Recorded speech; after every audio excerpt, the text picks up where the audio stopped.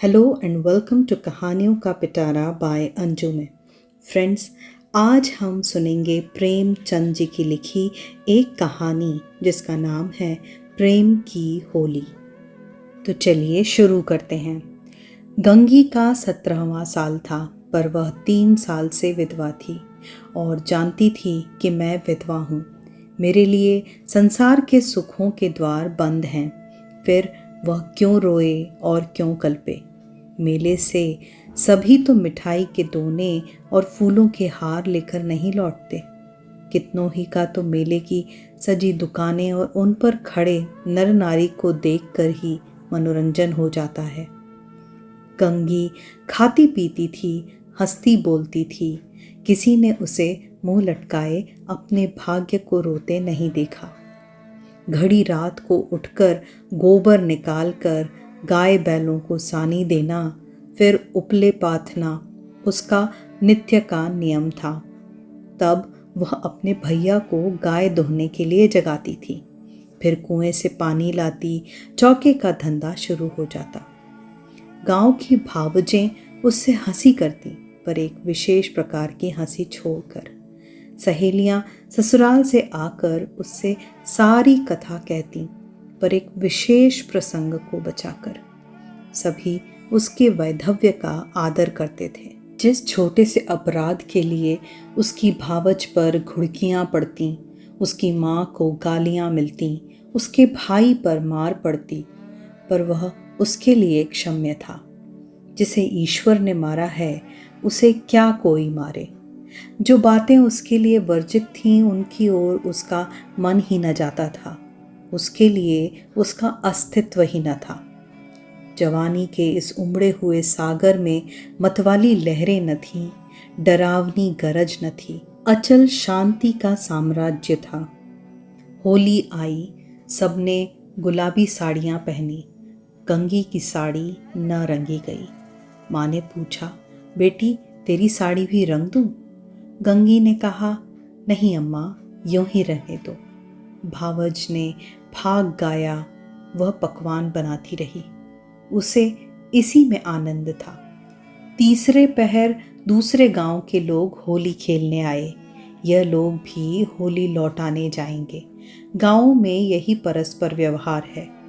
मैकू महतो ने भंग बनवा रखी थी। चरस, गांजा, माजुम सब कुछ लाए थे। गंगी ने ही भांग पीसी थी। मीठी अलग बनाई थी, नमकीन अलग। उसका भाई पिलाता था, वह हाथ धुलाती थी। जवान सिर नीचा किए पीकर चले जाते।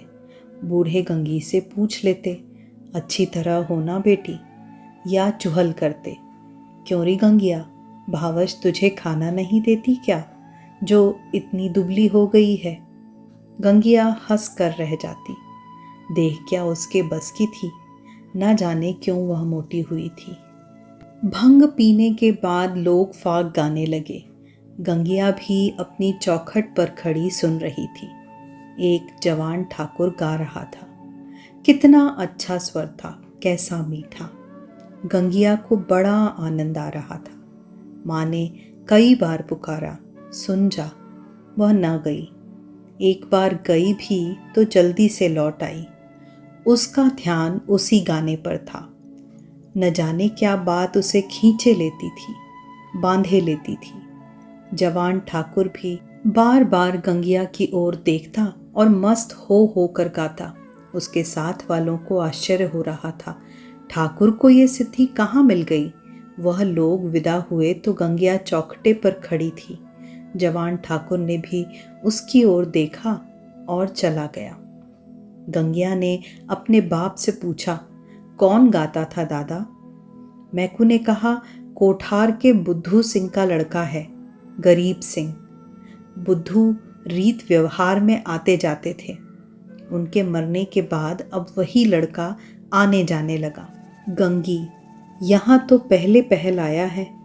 मैकू, हाँ, और तो कभी नहीं देखा। मिजाज बिल्कुल बाप का सा है और वैसी ही मीठी बोली।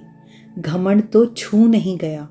बुद्धू के बखार में अनाज रखने को जगह न थी, पर चमार को भी देखते तो पहले हाथ उठाते। वही इसका स्वभाव है। गोरू आ रहे थे। गंगी पगहिया लेने भीतर चली गई। वही स्वर उसके कानों में गूंज रहा था। कई महीने गुजर गए। एक दिन गंगी गोबर पाथ रही थी। सहसा उसने देखा वही ठाकुर सिर झुकाए द्वार पर से चला जा रहा है। वह गोबर छोड़कर उठ खड़ी हुई। घर में कोई मर्द न था। सब बाहर चले गए थे। ये कहना चाहती थी कि ठाकुर बैठो, पानी पीते जाओ, पर उसके मुंह से बात न निकली। उसकी छाती कितने जोर से धड़क रही थी। उसे एक विचित्र घबराहट होने लगी। क्या करे, कैसे उसे रोक ले। गरीब सिंह ने एक बार उसकी ओर ताका और फिर आंखें नीची कर ली। उस दृष्टि में क्या बात थी कि गंगी के रोए खड़े हो गए। वह दौड़ी दौड़ी घर में गई और माँ से बोली, अम्मा, वह ठाकुर जा रहे हैं, गरीब सिंह। माँ ने कहा, किसी काम से आए होंगे। गंगी बाहर गई तो ठाकुर चला गया था। वह फिर गोबर पाथने लगी, पर उपले टूट टूट जाते थे। आप ही आप हाथ बंद हो जाते, मगर फिर चौंक कर पाथने लगती, जैसे कहीं दूर से उसके कानों में आवाज़ आ रही हो। वही दृष्टि आंखों के सामने थी। उसमें क्या जादू था, क्या मोहनी थी।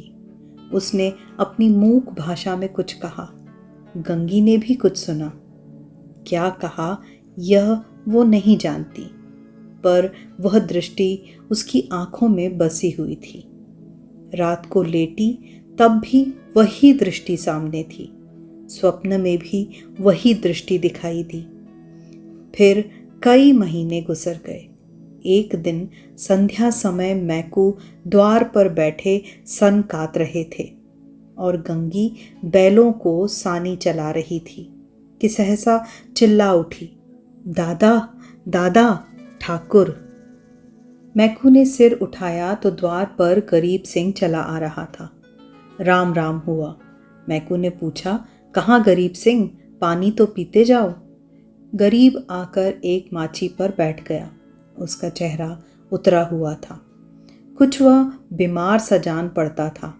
मैकू ने कहा, कुछ बीमार थे क्या? गरीब, नहीं तो दादा। मैकू, कुछ मुंह उतरा हुआ है, क्या सूद ब्याज की चिंता में पड़ गए? गरीब, तुम्हारे जीते मुझे क्या चिंता है दादा।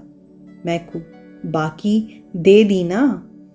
गरीब, हाँ दादा, सब बेबाक कर दिया। मैकू ने गंगी से कहा, बेटी जा, ठाकुर को पानी पीने को ला। भैया हो तो कह देना चिलम दे जाए। गरीब ने कहा, चिलम रहने दो दादा, मैं नहीं पीता। मैकू, अब की घर ही तमाकू बनी है, स्वाद तो देखो, पीते तो हो। गरीब, इतना बेअदब ना बनाओ दादा, काका के सामने चिलम नहीं छुई। मैं तुमको उन्हीं की जगह देखता हूँ। यह कहते कहते उसकी आंखें भर आईं।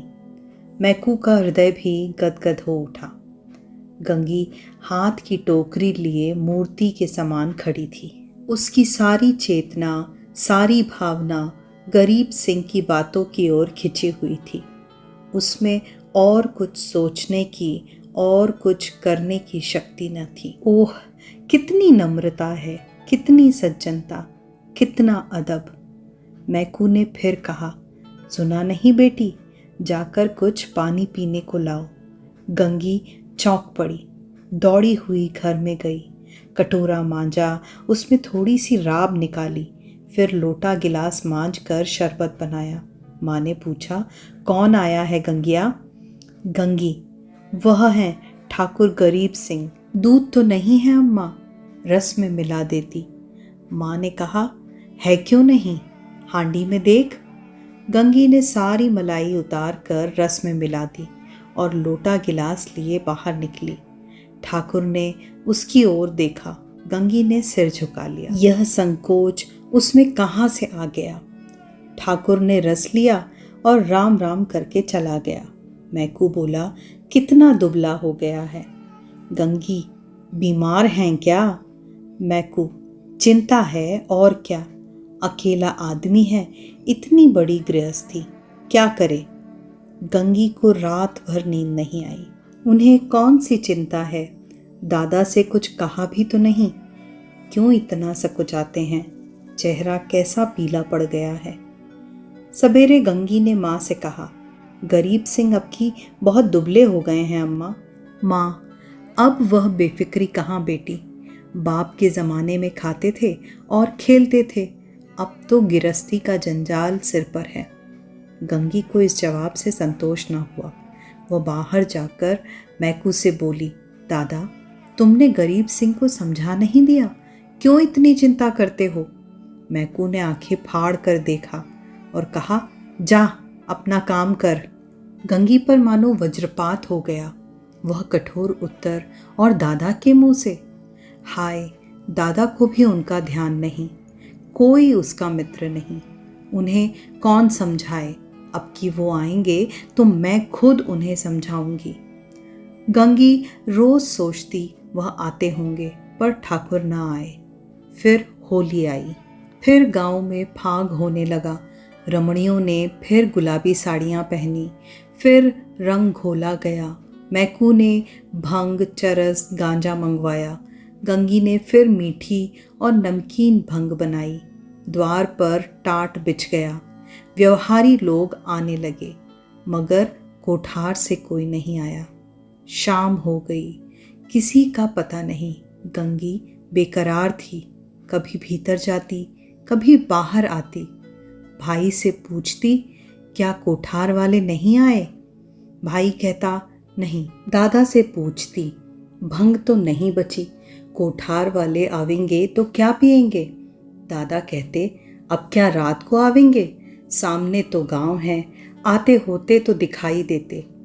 रात हो गई, पर गंगी को अभी तक आशा लगी हुई थी। वह मंदिर के ऊपर चढ़ गई और कोठार की ओर निगाह दौड़ाई। कोई ना आता था। सहसा उसे उसी सिवाने की ओर आग दहकती हुई दिखाई दी। देखते देखते ज्वाला प्रचंड हो गई। यह क्या, वहां आज होली जल रही है। होली तो कल ही जल गई।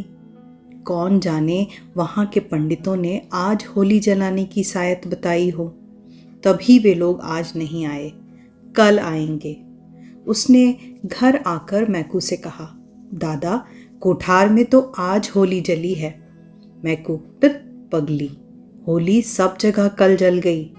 गंगी, तुम मानते नहीं हो, मैं मंदिर पर से देख आई हूँ, होली जल रही है। न पतियाते हो तो चलो, मैं दिखा दूँ। मैकू, अच्छा चल देखूं। मैकू ने गंगी के साथ मंदिर की छत पर आकर देखा। 1 मिनट तक देखते रहे, फिर बिना कुछ बोले नीचे उतर आए। गंगी ने कहा, है होली की नहीं, तुम मानते न थे। मैकू, होली नहीं है पगली, चिता है, कोई मर गया है, तभी आज कोठार वाले नहीं आए। गंगी का कलेजा धक से हो गया। इतने में किसी ने नीचे से पुकारा, मैकू महतो, कोठार के गरीब सिंह गुजर गए। मैकू नीचे चले गए, पर गंगी वहीं स्तंभित खड़ी रही। कुछ खबर न रही। मैं कौन हूँ, कहाँ हूँ। मालूम हुआ जैसे गरीब सिंह उस सुदूर चिता से निकलकर उसकी ओर देख रहा है। वही दृष्टि थी, वही चेहरा। क्या उसे वह भूल सकती थी? उस दिवस से फिर कभी होली देखने नहीं गई। होली हर साल आती थी, हर साल उसी तरह भंग बनती थी, हर साल उसी तरह भाग होता था, हर साल अबीर गुलाल उड़ती थी, पर गंगी के लिए होली सदा के लिए चली गई।